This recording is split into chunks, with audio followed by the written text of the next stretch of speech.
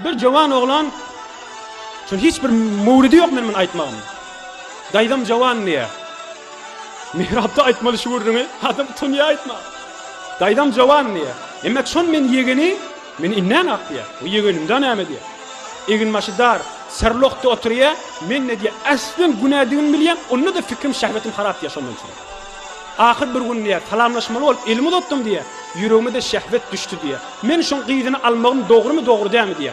Ebu Hanifeň fatwasy şi, hukmy şi, şon qydyny alyp bilýär, ýa-ni Qydaýdatyň qydy. Eger alfada umry tünçe nauzu billah haram bilen geldiň şon nikah düşmeýär.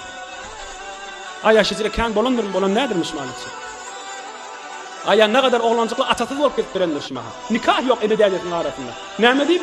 Ýa-ni oglan odal o enesi bilen bir saniýe, 2 saniýe bir lahzaty şehvet düşüpdi ara.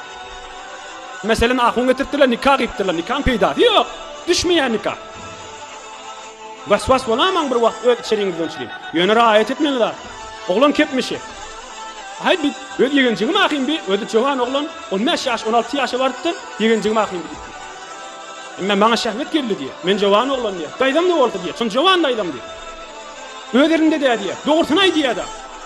O ne kadarlar ki, o gelece ben durcun arasında olupdur. Ya mesela öd, erki adam dinanasynyň aýallygonyň arasynda. Bu zatda men asy aglap biljek hiç bir ýerde. Aglap demir wati. Her gaýsyndan da Hudaý soraýan ahyrynda.